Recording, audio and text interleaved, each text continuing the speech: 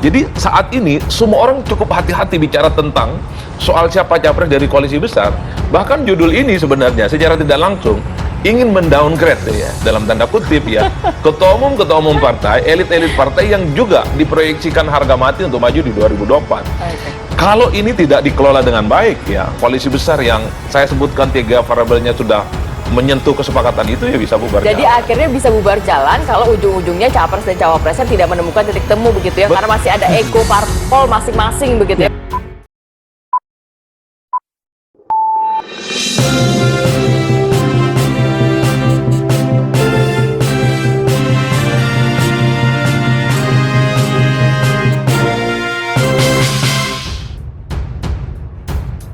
Nama Prabowo Subianto digadang-gadang jadi cawapres koalisi besar, walaupun ini capres koalisi besar, walaupun inisiasinya dari Partai Golkar begitu awalnya. Emang benar Prabowo, Bang? Jadi begini, Rati, ini kan perjalanan masih panjang. Jadi kami Gerindra di awal punya yang namanya Koalisi Kebangkitan Indonesia Raya. Betul. Gerindra dan PKB. Rencananya calon presiden dan wakil presiden akan diputuskan bersama-sama oleh Pak Prabowo dan Gus Muhaimin. Lalu alhamdulillah ada frekuensi yang sama antara KIR dan KIB. Ya. Lalu ada rencana koalisi ini membentuk koalisi besar. Ya ini patut kita syukuri gitu loh. Nah, tapi tentu nanti siapa yang akan diputus, tentu 2 ketua umum KIR ini bersama 3 ketua umum KIB ini memutuskan, Pak Prabowo, Gus Muhaimin, Pak Erlangga, Pak Mardiono, dan Bang Zulhas yang akan memutuskan kalau koalisi ini jadi terbentuk. Beliau berlima lah yang akan duduk bersama-sama secara kolektif kolegial, musyawarah untuk mufakat tanpa voting untuk memutuskan siapa calon presiden dan wakil presiden yang akan diputuskan dalam koalisi ini. Termasuk kalau seandainya PDI Perjuangan bergabung dalam koalisi ini, berarti 6 ketua umum partai inilah yang akan memutuskan bersama-sama secara musyawarah untuk mufakat. Tapi harga mati nggak dari Gerindra harus capresnya Prabowo? Selama ini kan kita taunya harus Prabowo begitu ya, Bang? Begini, Partai Gerindra dalam Rapimnas 12 Agustus tahun 2022 sudah memutuskan memberikan mandat Pak Prabowo sebagai calon presiden. Dan kami juga memberikan mandat kepada beliau untuk menentukan siapa cawapres dan mitra koalisinya. Itu yang pertama. Yang kedua, kita tahu kalau koalisi besar ini terbentuk, insya Allah karena frekuensinya sudah sama, insya Allah nanti pengambil keputusannya juga akan dilakukan secara rasional, objektif, lalu musyawarah untuk mufakat. Kami optimis bahwasanya mudah-mudahan insya Allah Pak Prabowo yang akan diusung oleh koalisi besar ini. Tapi tentu sekali lagi tanpa ingin mendahului pimpinan partai-partai politik, biarkanlah ini secara alami ya, diskusi ini berjalan lancar, bahwa sudah ada saling mengunjungi ya. Bahkan terakhir kemarin kalau tidak salah Pak Erlangga juga bertemu dengan Pak Prabowo. Menurut saya frekuensinya sama, komunikasinya baik dan sudah intens. Mudah-mudahan jodoh pasti bertemu. Boleh ditanya langsung ke Kang Aceh ya. Kang Aceh, pertemuan Pak Prabowo dengan Pak Erlangga, apakah ini sudah mengerucut misalnya pada posisi capres, cawapres itu? Karena kan gini, kalau tadi Bang Andre bilang amanat dari Partai Gerindra ya Pak Prabowo adalah capres. Golkar pun sebenarnya demikian gitu, ingin Pak Erlangga jadi capres. Nah, kondisi ini sampai sejauh ini bagaimana Kang Aceh? Ya, pembicaraan soal figur ya, apakah capres atau cawapres, ini masih belum menjadi pembahasan di antara 2 ketua umum ya. Karena tentu tentang figur ini akan dibahas bersama dengan para calon, para ketua umum yang lainnya. Dan kita tahu ini adalah gabungan 2 koalisi besar. Gabungan Koalisi Indonesia Bersatu, di mana di situ ada Golkar, ada P3, ada PAN, dan ada Koalisi Kebangkitan Indonesia Raya, ada Gerindra, dan ada PKB. Nah, proses yang dilakukan dan atas inisiasi semua partai politik ini, tentu kita sekali lagi berangkat dari sebuah komunikasi politik yang sangat intens ya, dalam rangka bagaimana kita memastikan agar pertama bahwa kelima partai ini merupakan partai pendukung pemerintah hari ini, ya. Karena itu maka kalau kita lihat pada awal pertemuan begitu sangat mesranya kami, karena kami disatukan sebagai partai pendukung Presiden Jokowi Kiai Ma'ruf, ya. Karena kesamaan pandangan politik terkait dengan isu politik hari ini, tentu bagi kami ini adalah modal dasar mengapa kami kemudian dipersatukan, gitu.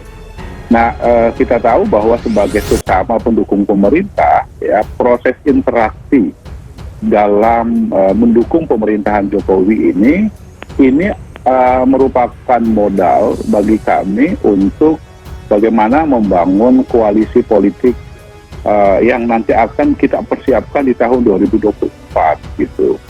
Nah, maka kita ingin bahwa di tengah situasi politik saat ini, di mana Presiden Jokowi saat ini masih menjabat sebagai presiden, tentu kita sama-sama nyaman, ya, untuk bagaimana kita memastikan agar sustenabilitas pemerintahan yang telah diletakkan oleh pemerintahan Jokowi hari ini untuk kemudian kita teruskan di dalam koalisi pemerintahan ke depan. Nah, pertanyaannya siapa figur, apakah capres dan siapa cawapresnya? Ya, ini tentu harus dibicarakan dalam satu meja dengan para ketua umum, tidak hanya dibicarakan antara Pak Erlangga dengan Pak Prabowo, ya, karena bagaimanapun kita punya komitmen bersama bahwa membangun koalisi ini harus didasarkan pada apa yang disampaikan oleh Pak Andre tadi, adalah musyawarah untuk mufakat di antara para ketua umum partai politik dua koalisi besar ini. Tetapi prinsipnya adalah bahwa koalisi ini dibangun di antara dua koalisi besar, ya, ada representasi dari koalisi Kebangkitan Indonesia Raya dan harus representasi dari koalisi Indonesia Bersatu. Nah, soal figur tentu harus dibicarakan bersama di antara para ketua umum partai politik ini, gitu. Oke, baik. Kang Aceh tadi bilang itu masih dibahas ya soal figur. Bang Andre juga tadi juga menyebutkan soal itu masih harus dibahas ya. Dari tiga itulah, koalisi bisa terbentuk nggak? Kalau melihat dari tiga indikasi, saya kira ini bisa terwujud.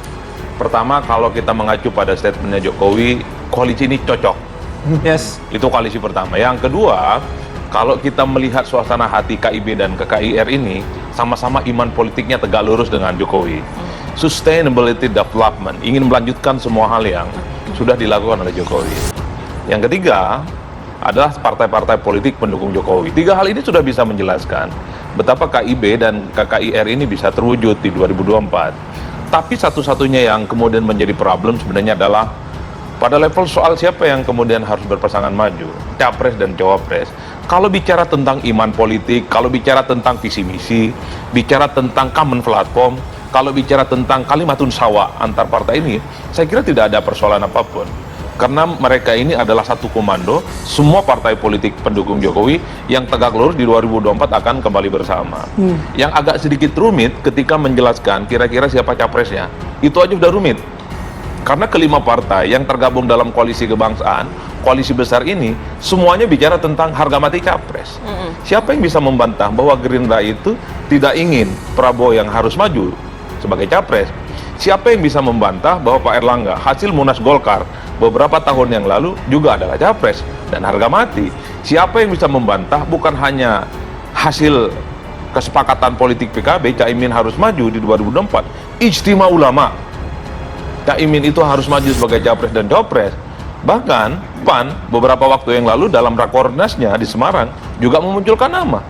Ada Erick Thohir dan Ganjar Pranowo. Sebut saja misalnya Ganjar partai PDIP, tapi setidaknya Erick akan dimunculkan dalam konteks ini. Kalau kemudian ke Sandiaga Uno jadi hijrah ke P3, bukan tidak mungkin nama Sandi akan dimunculkan dalam konteks ini. Ini yang saya sebut kerumitan-kerumitan yang mempersatukan begitu banyak partai politik, di dalamnya ada dewa-dewa politik. Kemudian bicara soal siapa nomor 1 dan nomor 2, itu menjadi signifikan. Karena begini Rati dan Mas Bayu, kalau bicara tentang misalnya nih, Prabowo juga bisa cawapres misalnya, itu dianggap mendowngrade Kalau kemudian juga bicara tentang Pak Erlangga itu sosok yang juga layak untuk cawapres, juga dianggap mendowngrade. Jadi saat ini semua orang cukup hati-hati bicara tentang soal siapa capres dari koalisi besar. Bahkan judul ini sebenarnya secara tidak langsung ingin mendowngrade ya, dalam tanda kutip ya, ketua umum partai, elit-elit partai yang juga diproyeksikan harga mati untuk maju di 2024. Kalau ini tidak dikelola dengan baik ya, koalisi besar yang saya sebutkan 3 variabelnya sudah menyentuh kesepakatan itu ya bisa bubar Jadi jalan. akhirnya bisa bubar jalan kalau ujung-ujungnya capres dan cawapresnya tidak menemukan titik temu begitu ya, karena masih ada ego parpol masing-masing begitu ya, karena kan ya memang kita melihat tadi dewa-dewa parpol juga ada di situ ya. Semuanya pengen jadi capres kan. Karena bagi saya ujian sesungguhnya dari satu koalisi itu adalah soal siapa pasangan pengantinnya, itu saja. Oke. Kalau soal iman politik, common platform, saya kira itu di atas kertas sudah selesai. Jadi bagi saya tidak ada persoalan apapun. Tapi sekali lagi bicara tentang siapa capres cawapres, sekali lagi Bayu, bicara tentang siapa nomor 1 itu sensitif.